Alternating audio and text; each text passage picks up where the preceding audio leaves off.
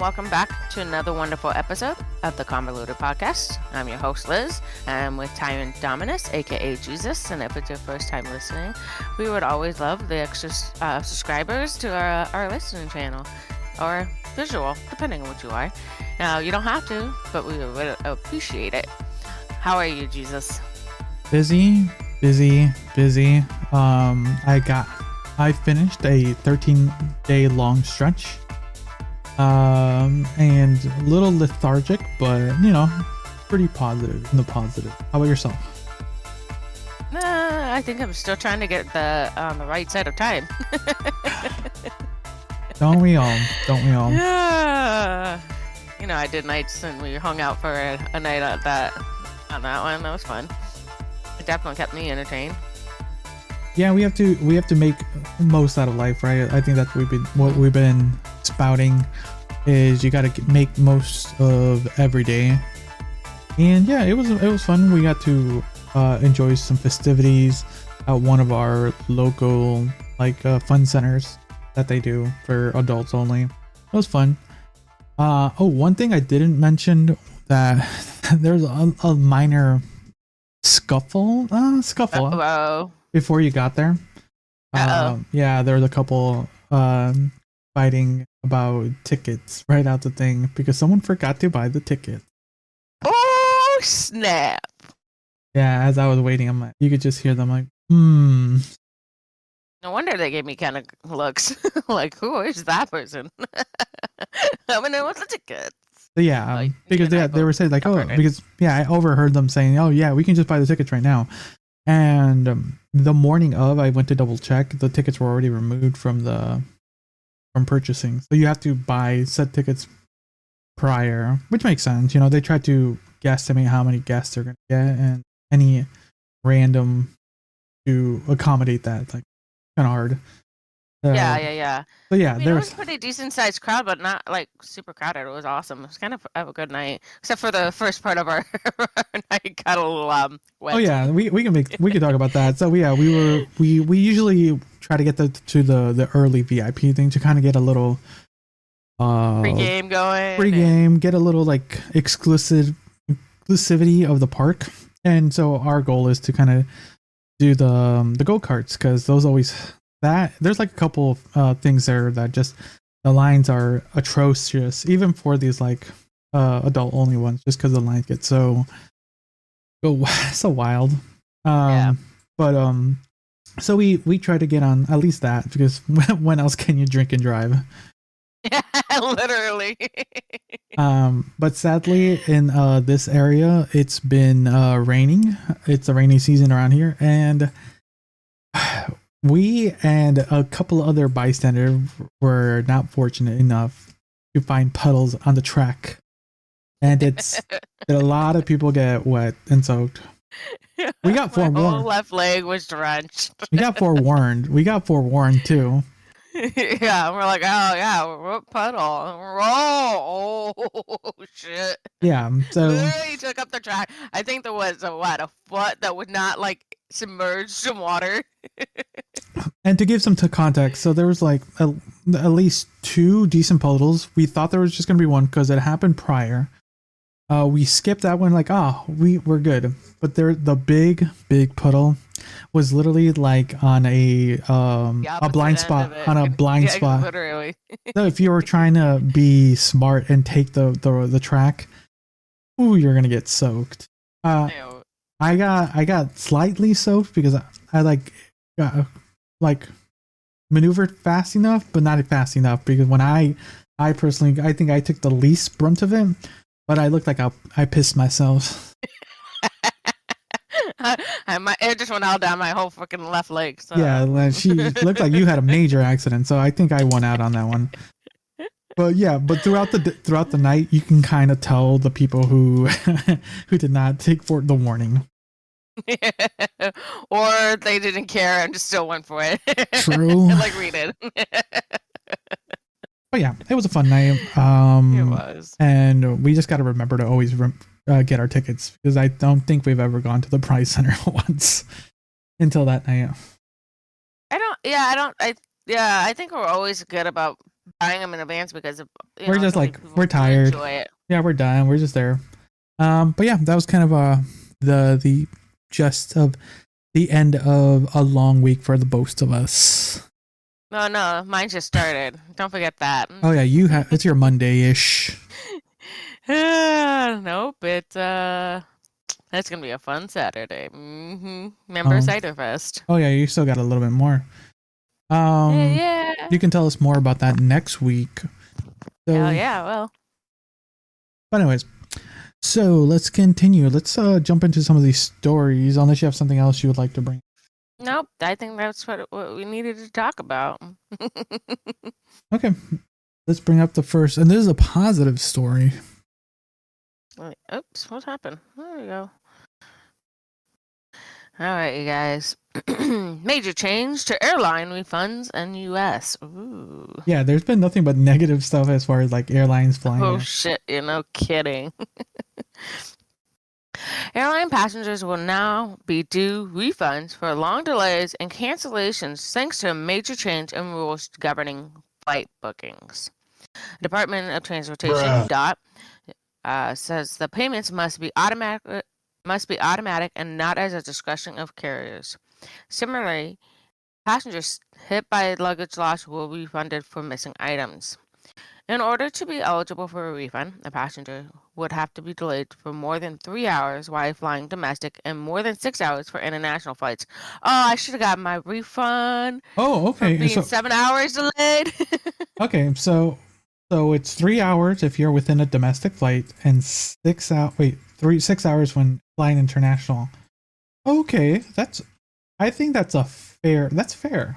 Like a 3 hour delay sucks, and that for a domestic flight. Is it full refund, or we haven't found yet? Yeah, we haven't found that yet. But so far, a refund, yeah. Yeah, a refund, which is great. I mean, that's awesome. The rule would have applied to all customers, no matter if they purchased the ticket directly from the airline or through a third-party site such as Expedia or Travelocity. New rules state that passengers whose luggage is lost and not delivered within 12 hours must get a refund for their trouble. Oh, wow. Okay. All airlines have 6 months to begin implementing the new rules. Currently, airlines can decide when a refund is due to a passenger experiencing major flight delays, and often the companies only offer travel credit, if anything. That is true. Wait. That is true. Currently, airlines decide when a refund is due to often company only. Yeah, that's kind of the same. Like, oh yeah, we can't give you money, but we can give you credits or points. Yeah, they always do that, and it's annoying. It's like, oh, okay, well, that's not gonna, sway me, because how often do I fly that airline? Yeah. Passengers deserve. No, just the idea of like having the ability to like, I've been deterred for what I need to do, and I'm gonna get a refund for that. That is a more sensible thought into wanting to travel, because the hassle of travel is not only the getting packed, getting to the airport, but it's also the worry of like the things you can't control, like the planes and things like that. So yeah, that's pilots, the flight attendants, and or other. There's a slew of things. I mean, and other passengers too. That can be another reason too. So having this refund situation as a kind of a buffer financially sounds really good, mostly during these trying times. So yeah, okay, let's continue then. Passengers deserve to get their money back when an airline owes them, without headaches or haggling. Said in a statement. Trade Organizations of Airlines for America said the airlines it represents include some of the top carriers such as Delta, American, and United, already offer full refundable tickets. For A, members offer a range of options, including full refundable fares to increase accessibility to air travel and to help customers make ticket selections the best that fit their needs, a spokesperson said, told Newsweek. So Consumers are given. Go ahead. the one who spoke earlier, Pete. I got this gun. Big. Gig, I don't know. Anyway, he's the current Secretary of Transportation, so he's really pushing for. That's good. Good for him. So finally, our politicians are doing something. Mm-hmm. All right, continue. Where was I? Consumers are given the choice of refundable ticket options with. Oh yeah. The organization also pointed out that ticket prices have reached record lows and round-trip domestic flights are 14% lower in 2023 than in 2010. Oh yeah, because we're not getting paid. Gotta rack up that credit card to make that flight happen. You want to go there? Well, we're gonna make it happen somehow. Ticket prices have reached record lows, round trip 14% lower. Okay. U.S. Airlines. Okay. Yeah, U.S. Airlines are providing more options and better services while ticket prices, include ancillary revenues, are historic lows, the A4A spokesperson added. There's this other thing, too, that I feel like airlines do, and we were discovering this as we were planning our big trip to Ireland. It was like I literally was on a site booking, and then because it lagged and I wanted to change something, it literally kicked me out of that price range and it went up another $20 or something like that. Yeah. Yeah, I was literally in the middle of the process and then I decided I'd change my seats and that's where it screwed me over. It went up $20. All in a matter of 10 minutes, literally. Yeah, that's one of those weird things where people say to use like VPNs to Oh, it didn't matter, huh? It was like literally just changing a seat kicked me out and I could not hold on to those ticket prices. I was literally almost there, and then because I was wanted to back one space, it decided that I had to pay a different price then. At that point, my mom had just purchased the tickets like 20 minutes prior. Damn, that sucks. Yeah. Oh yeah, it was really sucky. Like, what the hell? I don't think a VPN would have mattered because it was just at that moment in time, they said the household was, I don't know. It was really fucked up. I'm like, really? For 3 tickets, they're gonna amp the tickets to $20. Yes, Liz. Yes, we got to get every penny because soon we're gonna have to refund people. So they have 6 months. So what? October, holiday time. Basically, they have time to start implementing. Yeah. So it's gonna be a while. So yeah, it's gonna be great, especially with all these people, and then especially if all the airlines who didn't get their contracts. Will get a nice will be a nice way. Hey, well, we don't have to fly. We don't want to fly. Yeah, it definitely is gonna be. They really have to start setting up whatever plan they need to for each airline to get whatever program they need to do to get these things, because it looks like they are going to be setting in regulations where it's going to be like you're going to have to pay up like a monetary refund to your customers, which I feel that's respectable. Like I wonder if there's going to be like clauses where like quote acts of God, weather, and things of that nature, like, oh, it got delayed because of the snow, we can't do anything about that. That does not count for your refund because they have no power over that. There's going to probably be a bunch of things like that. So it's one of those things where the idea is good. But we'll see what what the fine print is actually going to say. That's where it's going to be. That's where it's going to be the true part. But I'm happy about it. Like, if it makes it, like I said, it makes it more comfortable to travel, so you don't have to worry about getting a non-refundable ticket like that nature, because that alone is ridiculous just to do that. Yep, absolutely. All right. Anything else? This not only changed. Yeah, I was just kind of reading the last little bit of it. It's not the only change coming to airlines this year. Along with its refund, the DOT is also looking to protect passengers from junk fees that pop up when purchasing a ticket. Airlines will have to tell customers upfront what charges apply for a first or second checked bag, carry-on luggage, as well as for canceling or changing the reservation.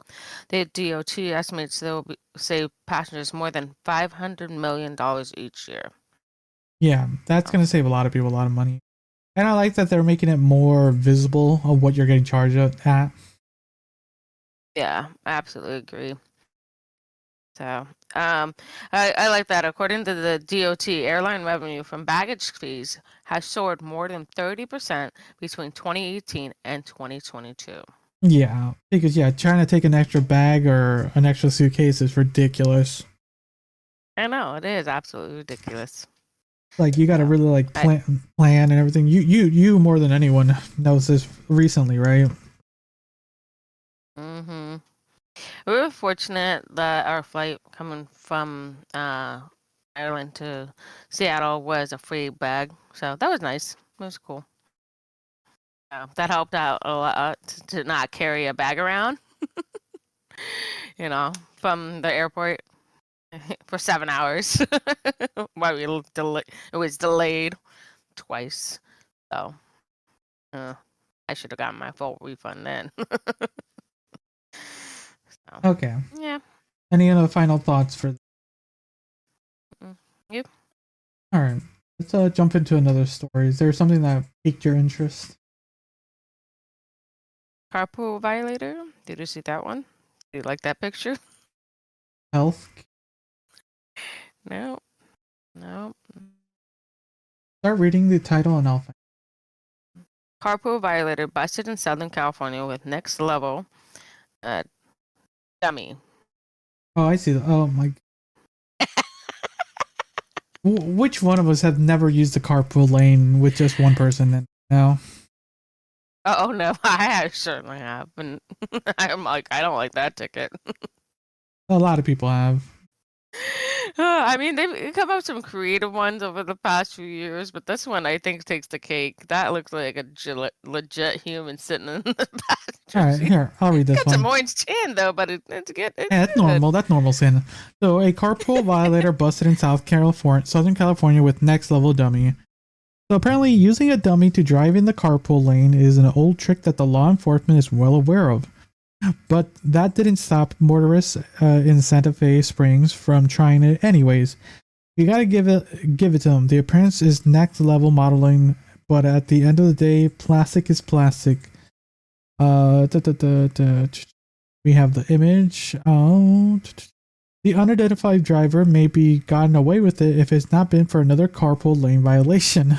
The CHP officer actually stopped the vehicle for crossing solid double lines before realizing the driver and their plastic friend was the only occupant. The coatee was sharp, just a little too sharp. The CHP post read. Man arrested after. The driver was subsequently issued a citation for multiple carpool violations. Some comments of the post, like the mannequin appearance, the legendary rapper Snoop Dogg. That's funny. It kind of does, doesn't it? It does.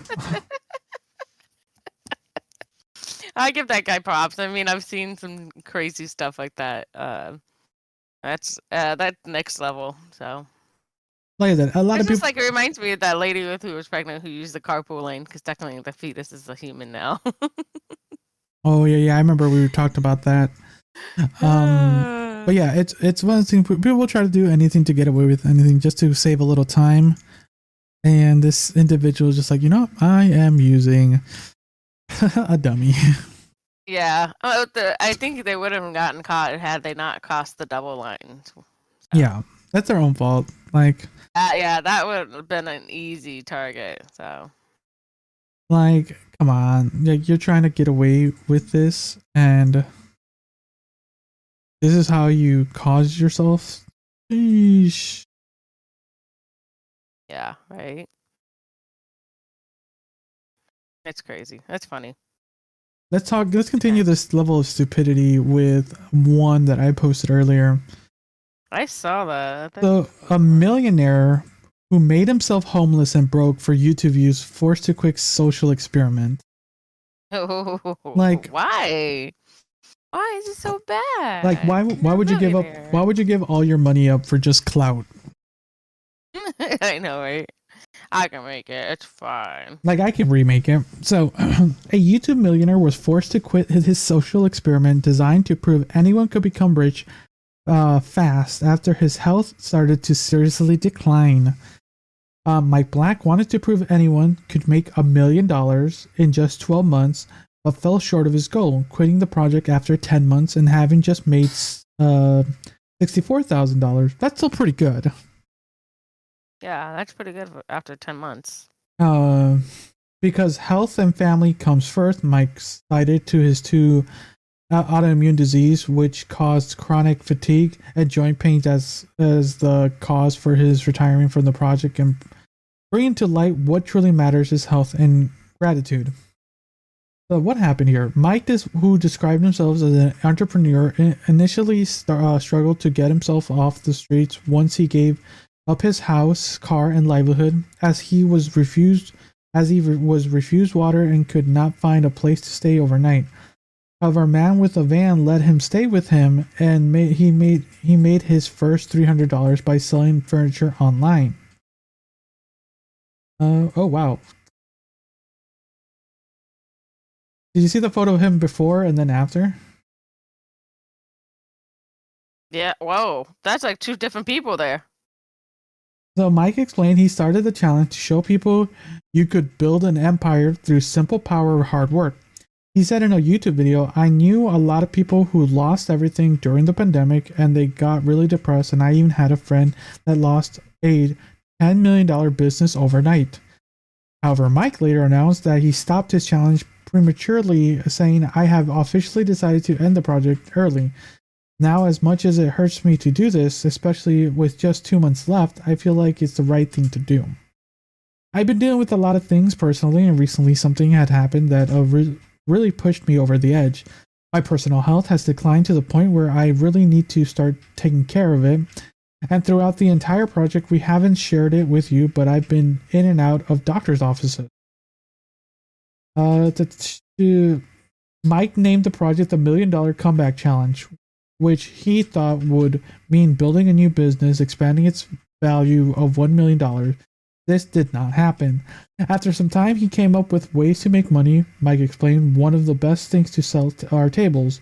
I started taking ads on Craigslist and in the free section, putting it on Facebook Marketplace and selling it for a profit. I acted as a middleman, handling all the logistics between the buyer and the seller. After 5 days, he earned enough cash from this to buy himself a computer. After 2 weeks, secured an office space, and then he started renting a place. And after 3 months, he started as a social media manager, came up with his own brand of coffee. He said, "Look where I was right now, where we're not making $1 million, but look at it, there's going to be living potential in a mansion rent free. I'm getting on calls with big tech companies, pitching them on running their social medias, and I'm starting a comfy brand. I have a coffee dude in Austin now. I mean, everything's going in the right direction. 3 months ago, I was homeless." So let's stop for a little bit here. So that's crazy right there. Dude, it sounds like a dumb idea. It is, but to give a general sense from, quote, being homeless with a little effort, he did a lot in 3 months. How do you get the internet on a non-essential phone? Oh yeah, there's to get there. That's the whole thing I'm trying to figure out. I'm like, if he's supposed to give up all his necessities of life, which would include a phone, where did he get that phone? And how did he get online? Afford that online bill? Well, there might have one might be there. It's a challenge, so there's still some stipulations. So he probably like still kept his phone because he still has to record the process. That's true. You still have to record the process, and the service there's free Wi-Fi everywhere. You just need a. True. So I would say like if you just have even an old phone, you can do a lot with an old phone and a free Wi-Fi. Not a flip phone, but okay. Yeah. Well, some modern ones now, but like I said, this is not modern. But anyways, anything with Wi-Fi, a free Wi-Fi and a phone, you can do a lot. Because he was making decent money. It's not impossible. The idea of what he was doing to make $1 million, it's not. That's a game of luck and chance. But what he was doing just this 3 months before he continued the thing, he made a reasonable comeback. I think also the idea is he has the skills prior, right? Like he had the money, so he has the skills and knowledge to do certain things. Yeah. So that gave him already an advantage when kind of restarting basically everything, right? Yeah. But the general idea is like he did put in the effort to do it. But at first I was gonna just joke like, man, this guy gave up everything for it. And probably I generally thought this story was gonna be him just like he did nothing and he was not able to do anything. But it looked like within 3 months he got himself a work location and a small companies within that time, which is more or less what other people barely have. Like, what are your? I think it's a skill set. I think it also, when you were saying it's skill sets, I think he had that knowledge, so definitely it made it better. Not everybody has that mindset, that where do you start kind of thing. Not everybody has that. What did I do? Situation. Exactly. Because yeah, he was living. Sounds like for the first couple days he was living in the streets. He was luckily had some generosity, some letting him stay in their van, and within that time he found his own apartment. Everything. Wow. Let's continue a little bit here. My question: the project on day 138. So what? That would be 4 months. A little over 4 months. A little over 4 months. Yeah. Okay. Yeah. A little over 4 months. So after like month 4, a little over month 4. When he learned his father had colon cancer, eventually announcing health family were much more important than the challenge, so I decided to stop the whole project. With 60 days to make, Mike said, we should always remind to help those in need because it could be the opportunity that we that they need. That was it? Oh, we could have finished it. Yeah. We should always remember to help those in need because it could be the opportunity that they need. That's a nice quote. That's a nice quote. So yeah, the thing about trying to chase after money and earnings, it's not impossible. It just takes some drive depending on the field you're in. I'm not going to say you're going to make money in everything, but it's not impossible. People have done it. People have done it on YouTube, on streaming, on like Instagram, TikTok, on Facebook, Craigslist. There's ways to make money that people always spout about because people do these weird infomercials like buy my book, and you can like even they are making money by selling to people who are kind of gullible enough to buy said books. And most of the time it's just like put in effort and things like that. Like that's the general thing. Like if we didn't put in effort into certain things, then what's the point in producing it? Kind of like the show. Like we put a general amount of effort into it. It's a hobby, but we also want it to be more, and we enjoy it, and we put the effort to make it look and sound as clean as we can.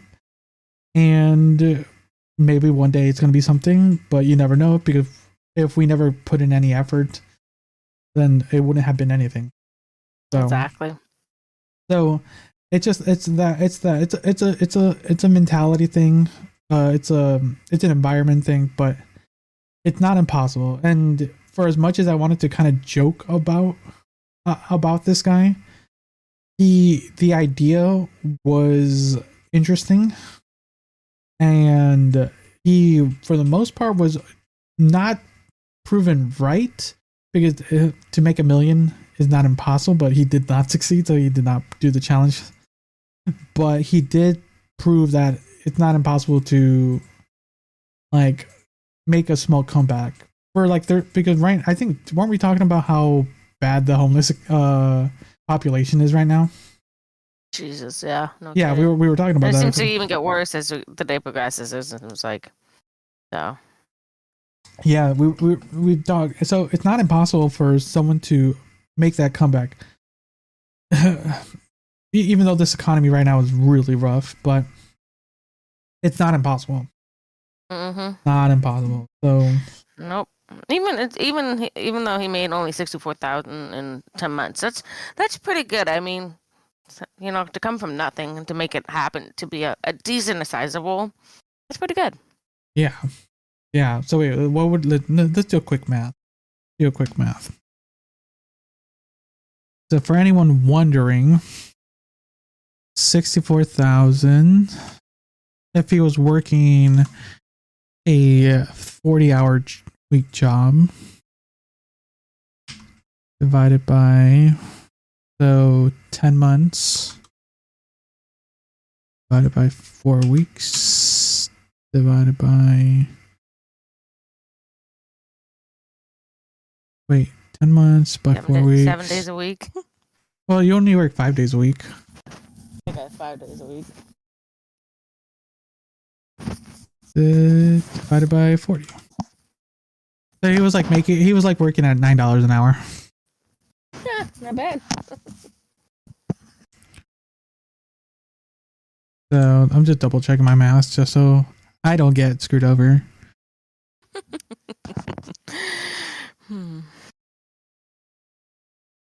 No, what did I do wrong? No, I think I did it wrong. Know. Oh, wait, divided by 10 months, divided by 4 weeks, divided by 40 hours. Is that right?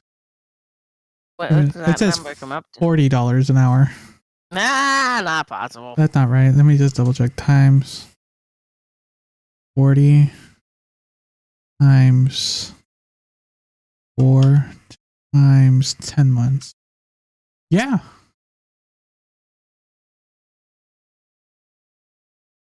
That's what I'm getting. So wait, let me double check. So yeah, everyone, we're doing math right now. It's really confusing. So let me do this right. So it was 64,000, right? 10. Divided by 10. That's 10 months. 6,400. That's how much he made in him. So divide that by 4. That's how many weeks. Divide that by 40. That's 40. I don't know. Something's up. Okay, so start from the bottom. I feel like start from the bottom. Start from the bottom. $40 an hour times 40 hours a week times 4, because there's 4 weeks in a month, and then times 10. All right. Really? I don't know how you make $40 an hour, man. He was doing it from being homeless. There's something up. There's something up. Let's head up. Well, he was probably working more than 8 hours a day. Probably really hustling. So yeah, but no, if an average person wanted to make that much money, they would have to be earning $40 an hour. Right. So there's our math, guys. We double check our math just to be safe, not like the last episode. Yeah. Wow. Okay. All right. But yeah, so I guess it's possible for us to make $40 an hour. Oh, if we like put in that much effort, maybe not in our current job. I but didn't have time. If I had time. We got to put Keyword. effort. You got to put the effort in for that time. That means no sleep. Got it. No sleep, Liz. All right, let's have No one more sleep. story because we have a video. What's another story that kind of really caught your I attention? don't know. Like, what's something interesting? How about the deputy? That one, or a former Russian. Those sound interesting. I'll let you pick Which one? whichever That you sounds want. good. How about that one? Deputy caught with 100 pounds of fentanyl was working for El Chapo's cartel, report says. Oh wow! I always knew there was no way. This is not happening. The former Riverside County Sheriff's Department deputy was allegedly caught with more than 100 pounds of fentanyl pills last year and was nabbed as part of the high-profile investigation into the cartel, once led by the drug lord known as El Chapo. Do you remember El Chapo? Been a while, but yeah. Banning resident Jorge Segura Rocha. Am I saying that right? Close enough. Thanks. 25 resigned his position as a correctional deputy after his arrest in September of 2023. According to officials, he was driving his private vehicle in Calamasa when he was pulled over. Inside his car, investigators found a gun and 104 pounds of fentanyl pills. Investigators did not detail how they learned of the what's his name? Jorge alleged involvement in drug trafficking, but it now is apparent that he was the corrupt Riverside County Correctional Deputy mentioned in Wednesday press release touting Operation Hotline Bling. The press enterprise explained that operation has led to 15 arrests and the seizure of $16 million in narcotics, was aimed at the Sinaloa cartel's activity in the Inland Empire. The cartel, once helmed by Joaquin El Chapo Guzman, perhaps was once the most prominent and powerful drug lord since the height of Pablo Escobar's empire in the 1980s and early 90s. That's it. Wow. Yeah. Going through some of the links of the people arrested. Wow. It was a bunch of young people are in their early 20s to mid to early 20s and a few young 30-year-olds. That's the project. Was it Hotline Bling? That's what it. Yeah, they arrested 15 people, and they're all in that age group: young 20s, mid to early 20s, and a few early 30s. So they were make your side hustle, man. Make it. Gotta earn your money quick. Make it quick and fast so you can. But it did not succeed. It's they've been really on the line of some of these things, mostly on the fentanyl side. It's been it's been its own epidemic as it in. Definitely, I agree. We've been seeing the after effects of it all. So yeah, it's I'm glad that they did catch this. Because looking at the image of that much like fentanyl, just seeing the image of how much it was, that's a lot. You probably see this on the daily as far as like just pill forms, but just eyeing it and knowing I see the IM injections that we have. So like, I mean, I see that and you think about that. So IM's being intramuscular. So guys, just FYI. or it could be IV and intravenous. So yeah, that's it's weird being in the drug business, aka legal drug business, that it's weird to see how crazy we see a lot of this formulation of tablets. I mean, granted, I deal with more liquids, and so it blows my mind. It blows my mind every day. So what are your thoughts on just how much damage could have this done? So many. I don't know if you watch some of these articles and it's like, oh, this kid and this teen and this teenager and this, like a young adult. You're like, holy shit! Like, it's saving a lot of people, but I know that a lot of people are hooked. So like at the same time, it's really a catch-22, the sad line, but it might save somebody. I don't know, but in the end, it's gratifying that we were able to catch it and keep it off the streets, but how much of it still is in circulation?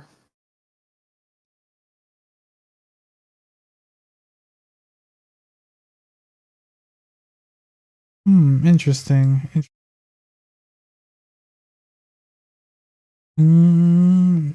Sorry, there's another article that just came up that I like seems interesting for a later discussion. Happy. But yeah, it is. It's good that it's finally off the market. And you're gonna get screwed. You're gonna get screwed on a different level. But yeah, any final thoughts then? Nope. All right, let's. We have a video to watch, so everyone just give us a second. And we're back. There's few things on this planet that make me more mad than drunk drivers. I've said that a lot in the past, so that shouldn't come as some kind of shocking revelation. But what is shocking is the clip that I saw today from two degenerate kick streamers who proudly broadcast themselves drinking and driving while speeding on the interstate and acting like they're playing Need for Speed Underground 2. Literally putting every innocent person's life at risk on that road. Their content was commit a crime and see if you get to witness them die in the act and go straight to hell. And also most likely take others to the grave with them. It is so fucking incomprehensibly evil. Okay, what are your thoughts before we're about to jump into this video? What the hell? Like, seriously. And it's in the middle of the day. Okay, yeah, let's give some context to listeners. We're about to start watching. I'm seeing this bottle of Smirnoff on a bright day. It looks like the middle of the day. It could be like towards the late afternoon. Just interstate. Of the sun. Or highway. On an interstate and a highway. My God.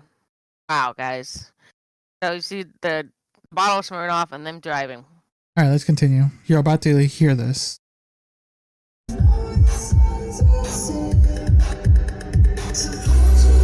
And they're just swerving through. Yeah. Takes a swig. Goofy sex offender stash here takes a huge swig from the Smirnoff while driving recklessly. So, Inbred Speed Racer is broadcasting all this on Kick, which is very successful for this type of content because the audience loves to see people gamble with their lives. I have no doubt his viewers were on the edge of their seat, biting at their nails, wondering, are they about to witness two stupid assholes get themselves killed? And you can see in the chat that they are celebrating. They are pumping their fists. This is the best content ever. Because they might get to watch these dumb fucking douchebags die. Yeehaw. What a fucking disgusting situation. Now, I suppose there is a chance that the Smirnoff has been replaced with water. Doesn't change the reckless driving. That's not smoke and mirrors or CGI or anything. They're not exactly on the set where The Mandalorian was filmed or anything. So that's still 100% authentic. But I guess it is possible that they're not drinking and driving. But I find that very unlikely. But let's just go ahead and suspend disbelief. Let's assume they're faking drunk driving. They're so pathetic. What an absolute vermin. So desperate for clout from Kick, of all places. That's like being the class president of the loony bin, that you'll pretend to be committing a crime for their entertainment. They are there to just watch you ruin your life, and you're proudly dancing for them, you absolute clowns.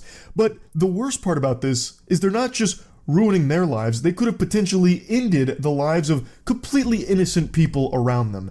That is just evil, no matter. Okay. What are your thoughts here? I absolutely agree. This is crazy shit. Like, this is not at all smart. The fact that reckless driving could excuse me, could affect a lot of people's lives, not just themselves, but just a lot of people around them who had no freaking idea what was going on with the situation. No bueno. I don't like it whatsoever. They're all assholes just for the clout of it all. Even if it was for clout. If I don't care if that bottle, but to be recklessly driving too. Yeah, that seems to be some of the things that are happening right now in the streaming sections, as far as at least the kick sector, is these like young adults, these kids really trying to do anything to gain any attention. And for the most part, it's not any positive attention. It's like them doing these reckless things while driving or going into public and being basically being nuisance streamers. There's been times where I've had articles and things like that we could be talking about, but it's like it's so juvenile, but it's been escalating more in the last couple months of these people just interacting with the public, and interacting is putting it nicely. It's just been like disturbance. I think the most we talked about is about that one guy who got arrested from Japan, Johnny Somali, who was like being racist to all the residents of Japan just because he was, if you remember that. And he's still remember that. Oh. I don't remember why. Oh. And he's still doing that stuff down in Israel, and he's just traveling, and it's just people see him getting views, seeing these people getting views, and then just running after these clicks, basically, these impressions. Well, what are your thoughts? I really don't think that's the image we need for social media right now. I think we need to have a more positive light. This is ridiculous that we're doing like discriminatory and reckless behavior to get attention. That nobody should be watching that video, period. Like, but that's your thrill. You got some serious screw loose in there up in your brain, man. Yeah, that's what people want to watch. People want to see that, and that's what also gives the young people impressions. Like, oh, they're getting views, they're getting likes. I want to do it too. And I think that's the other part. It's like people are just getting. One, there's a small sector of people that are earning a lot of money doing it. So seeing that, like, oh, I can, going back to the guy who lost all his money to make it back. One of those things where, like, there are positive ways to make money, but then there are ways to make money in a negative light. And that's what these people are doing it. It's like the drug business, right? Exactly. How you spin this. 100% I think this is real. I don't think they replaced the Smirnoff with water. I am confident that these degenerates were actually drinking and driving while... What do you think? Do you think they were drinking or driving, or... Oh, absolutely. You're drinking and driving right now? I'm just kidding. Talking to our audience like that? Oh, yeah.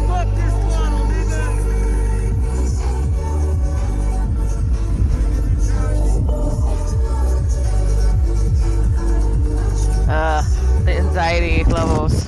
Oh, he just throws the bottle out the window?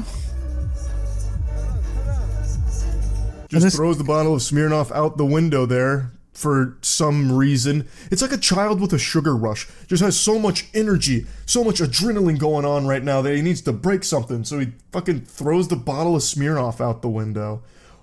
What losers? What absolute losers? They really think that this is hard. They think that this is cool somehow.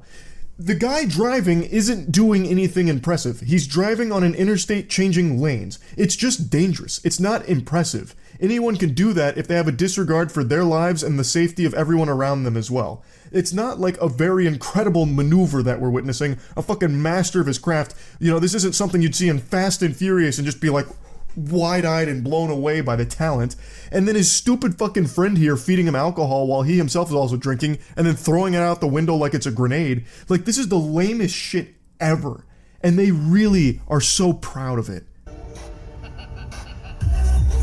Wow. Yep, that's kind of the gist of that. This guy's just... There they are, streaming. Wow. Risking your life for 125 viewers 125 and 6 chatters. viewers. Nice. Imagine just throwing everything away, committing crimes for 125 viewers that are all there just to see if you're gonna die or not. What a miserable existence that must be. They need to be thrown in jail. 100%. Lock them the fuck up. I think the evidence here is irrefutable. We've got them documenting their own crimes in well, it's definitely not 4K. Documenting their own crimes in crisp 480p kickstream here. It should be a slam dunk case for whoever wants to pursue that. For their safety and the safety of everyone around them, they need to be in jail. 100%.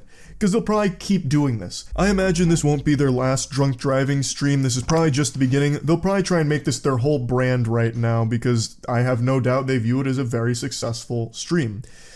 I think the only thing we can pray for here is that when they inevitably do crash, they don't hurt anyone else around them. Or Absolutely. hopefully they get arrested before that happens. Who knows? But anyway, wanted to talk about this a little bit because it had me fuming. It had my blood boiling. I have absolutely no tolerance for drunk drivers whatsoever. There's no excuse for it. And the fact that you're so proud of it to be streaming the entire thing is crazy to me and just foul. It's fucked up. That's about it. See ya. So yeah, I totally agree. It's and more than likely, if they don't get caught, they're gonna just keep doing it. It seemed like they had the viewership. They had, and it's one of those things where people are watching them just to see what's gonna happen to them. I'm not gonna lie, I would be watching to see what's gonna happen to them, because you just never know. Because it's like people like watching accidents waiting to happen. That's why people rubberneck and stuff of that nature. I can't do that. That makes me cringe. I just can't. You can't. No. It's because of the industry I've been in, growing up where I grew up, in SoCal, it's not appeal. It's Yeah, not appeal. we usually when it's like late into the night and everyone's kind of decompressing, we literally put those YouTube videos of car crashes in the background. And everyone just kind Because of, you guys are always in car crashes. hey, we're not in those car crashes. True. Still. But yeah, it's one of those things like you people watch this content. People are consuming it to an extent, and that's the thing is like there is an audience for it, and that's the sadder thing is like this negative content is going to continue. And as much as we want to have there are some more positives, because there are people that do positive content, and we've seen it. But when it comes to at least this show, it's we want to really emphasize and showcase like, yeah, there's stupid people doing stupid things, and when there's positive stuff, we'll try to communicate. But it's one of those things where it's better to highlight these individuals to like, hey, be warned that there could be some of these people in your neck of the woods. Got to be careful, because as far as this situation is concerned, like just being on the road itself is scary, because you have to worry not only about yourself but the people around you. And then there are people like these two who don't care at all. Yeah. So any final thoughts as far as this predicament? Don't give them the viewership, guys. Just don't. It would save me and myself a little bit of peace if you didn't watch that kind of stuff. I gotta see what's gonna happen, Liz. I want to see if they're gonna crash or get arrested. Find out later. We'll hear about it on the news, as usual, as the dumb idiots who posted it. Okay. Yeah. I think that's going to be it for this week's episode. Do you have any final thoughts of any of the stories or anything kind of to accumulate? Actually, there was that one quote that they... Was it the airline? Or was it the... We had that... There's a quote that we agreed that was really good. But yeah. Millionaire guy. Was it the Millionaire? Yeah, it was. Do you remember the quote at all? I don't remember the quote. I kind of have a general idea of it, but I can go find it real quick. Yeah. We should always remember to help those in need because it should be the opportunity that they need. It could be the opportunity that they need. Okay, we'll leave it at that. All right, everyone. Thanks again for listening or watching to this week's episode of the Convoluted Podcast. Don't forget to share this on any of the social medias or tell a friend. Word of mouth is one of the best ways. We haven't actually been saying that. Word of mouth helps a lot. Yeah, exactly. Yeah, tell a friend. It helps spread the show. You know, that's one of the best ways to do it. Just let someone know. But yeah, that's going to make it this week's episode. So until next time, see ya. Bye.